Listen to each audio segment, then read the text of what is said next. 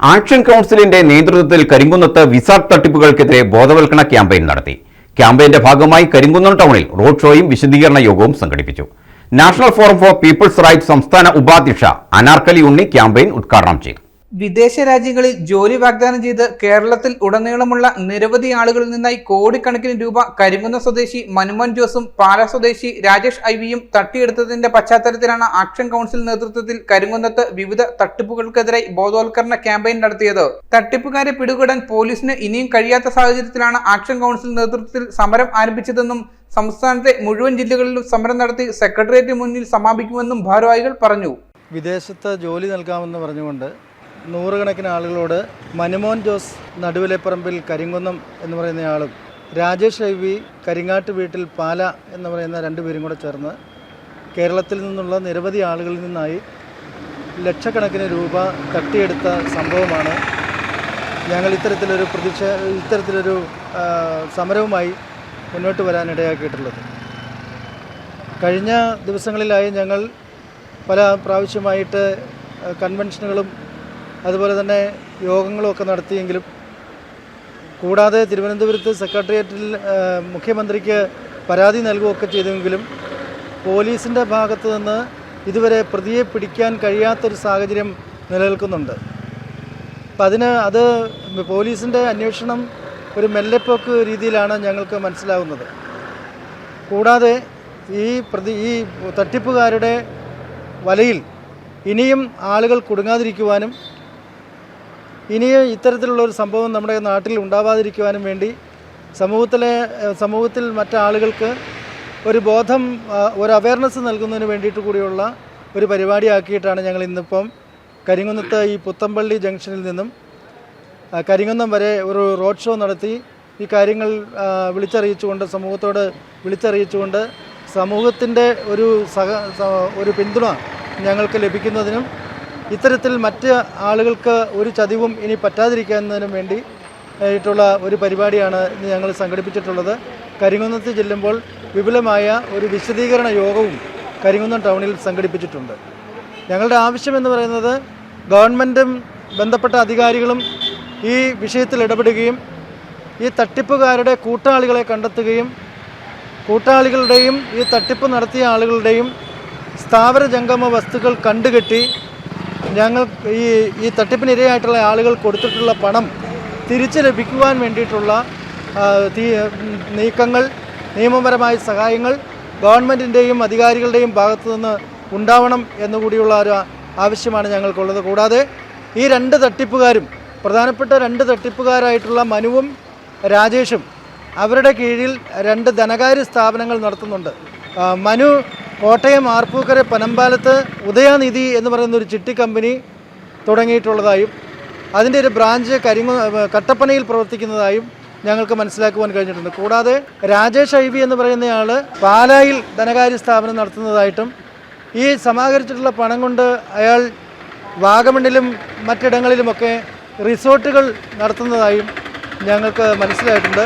അപ്പോൾ അത്തരത്തിലുള്ള ഇവരുടെ സ്ഥാവര ജംഗമ വസ്തുക്കൾ കണ്ടുകെട്ടുകയും അതിൽ നിന്നും ഞങ്ങൾക്ക് ഇവിടെ ഇതിൻ്റെ ഇരകളായിട്ടുള്ളവർ നൽകിയിട്ടുള്ള പണം തിരിച്ചു കിട്ടുന്നതിന് വേണ്ടിയിട്ടുള്ള സമീപനം, അതിനു വേണ്ടിയിട്ടുള്ള നിയമ നടപടികൾ ഗവൺമെൻറ്റിൻ്റെ ഭാഗത്തു നിന്നുണ്ടാവണം.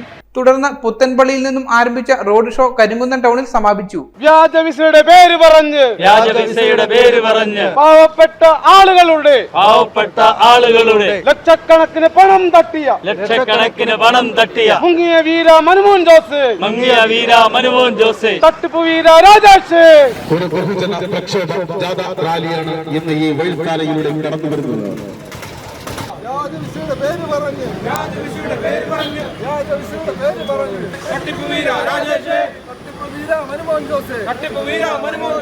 ആക്ഷൻ കൗൺസിൽ ചെയർമാൻ ഡേവിസ് ജോർജിന്റെ അധ്യക്ഷതയിൽ നടന്ന ബോധവൽക്കരണ ക്യാമ്പയിൻ NFPR ഉപാധ്യക്ഷ അനാർക്കലി ഉണ്ണി ഉദ്ഘാടനം ചെയ്തു. നിയമത്തിന്റെ എല്ലാ പഴുതുകളും അടച്ച് നമ്മളെ ഇവരെ ജയിലടക്കുകയും ഈ നഷ്ടപ്പെട്ടു പോയ എല്ലാവർക്കും ക്യാഷ് തിരിച്ചു കൊടുക്കാനുള്ള ഒരു സംവിധാനം ചെയ്യണം. കാരണം പൂമാല കെട്ടുന്ന ഒരു ജോലിയിൽ നിന്ന് ലക്ഷങ്ങൾ സമ്പാദിക്കാനുള്ള ഒരു കഴിവ് ഇപ്പോൾ ഉണ്ടായിട്ടുണ്ടെങ്കിൽ ഈ ഇരിക്കുന്ന ഓരോ ആൾക്കാരുടെയും ക്യാഷ് കൊണ്ടാണ്.